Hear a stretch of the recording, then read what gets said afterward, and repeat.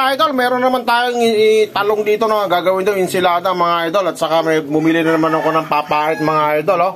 Ayan mga ka-idol. Kapag inihaw na naman ka-idol ang aming kakainin sa tanghalian mga ka-idol. Ayan mga ka-idol. Kumukulo na yung papait mga ka-idol. Ayan mga ka-idol. Sariwan-sariwan ng mga ka-idol. Berde-berde yan mga ka-idol. Napakasarap sa mga may diabetes to mga idol. Sobrang pait to mga idol. Mga idol, luto na yung papait mga idol. Meron din kamatis yan, saka sibuyas, saka konting bagoong idol. Yan o. Wow, sarap yan idol. Idol, timplado na yung talong idol. May kasamang bagoong at saka kamatis, sibuyas ka idol.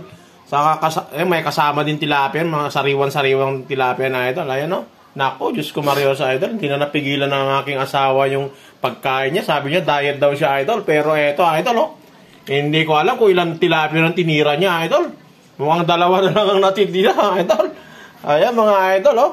At saka yung papait, mga idol, luto na nga din ang mga idol. Ito na, mga idol, uupakan ko na, mga idol. Mga idol, kakain na tayo, mga idol, oh. Ito, kayo, oh. Tilapia ulam, mga ka-idol. Oh, kain na tayo, mga idol.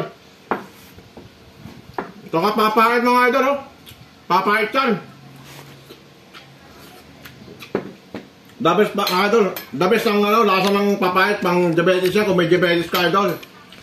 Ito, idol, yung saladang talong na may bago kamatis, idol. Ha?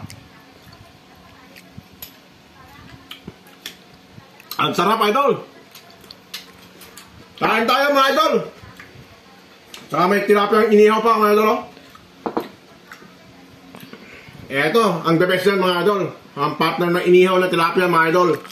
Ayan mga idol, oh. Oh. Wow, sarap mga idol. Kain po tayo mga idol. Ayaw ko na. Ayaw na? Ayaw ko na. Oh, halatang-halatang nga eh, oh.